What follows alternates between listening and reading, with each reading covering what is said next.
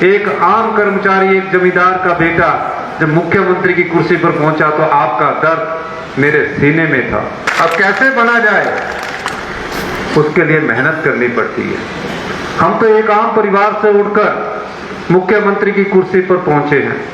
परिवार में किसी ने राजनीति नहीं की। एक आम कर्मचारी, एक जमींदार का बेटा जब मुख्यमंत्री की कुर्सी पर पहुंचा तो आपका दर्द मेरे सीने में था।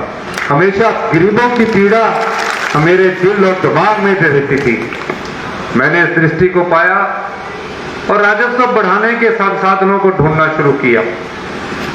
पाया कि जब से भारतीय जनता पार्टी की सरकार 5 साल से सत्ता में थी, सबसे पहले तो हमीरपुर के लोग मिले, युवा के लोग मिले कि हम मेरिट लिए है, +2 में मेरिट है, ग्रेजुएशन में मेरिट है, MA में मेरिट है। हम क्लर्क का एग्जाम तक पास नहीं कर रहे जबकि हमारे पेपर सब बहुत अच्छे हुए हैं। हम लेक्चरर का एग्जाम पास नहीं कर रहे जब तक कि हम सब पेपर अच्छे हुए हैं। फरवरी में मैंने जाल बनाया कि ऐसा क्या सबऑर्डिनेट सिलेक्शन बोर्ड में जो मेरिटोरियस बच्चे, गरीब माँ बाप के योग्य बच्चे जो सिलेक्ट होने चाहिए थे वो सिलेक्ट नहीं हो पा रहे, और ऐसे बच्चे सिलेक्ट हो पा रहे हैं जिन्हें लिखना तक नहीं आता था। जाल बुना, सबऑर्डिनेट सिलेक्शन बोर्ड में पेपर बिक रहे थे और ऐसे युवा साथियों को रोजगार मिल रहा था जो ना लिखना जानते थे, ना पढ़ना जानते थे, और मेरिटोरियस गरीब माँ बाप के बच्चे उस जॉब से महरूम हो रहे थे। और जब ये पाया गया तो ये भ्रष्टाचार भारतीय जनता पार्टी की 5 साल की सरकार से चल रहा था। मैंने तुरंत कार्रवाई करते हुए उस सबऑर्डिनेट सिलेक्शन बोर्ड को भंग किया। अधिकारियों ने मेरे को कहा कि ये संवैधानिक नहीं है। मैंने कहा मेरी आंखों के सामने भ्रष्टाचार हो रहा है, इसको आप कानून की दृष्टि से देखिए, इसे भंग कीजिए। यही नहीं, यह सरकार कैसे पिछली चलती रही भारतीय जनता पार्टी की।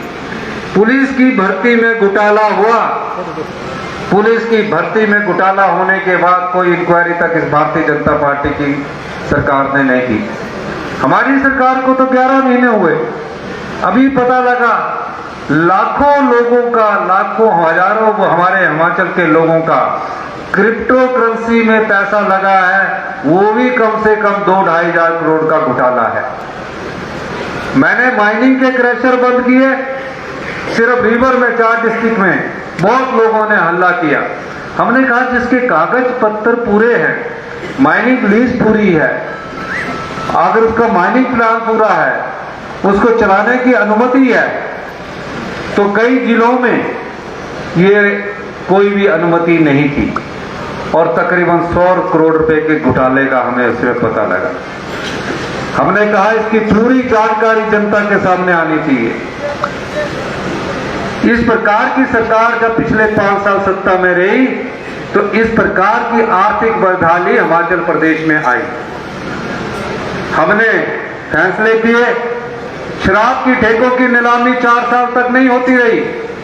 हमने शराब के ठेकों की नीलामी की और तकरीबन 400 रुपए का अधिक राजस्व पिछले 4 साल से ज्यादा हमने कमाने की दिशा में हम आगे बढ़ रहे हैं।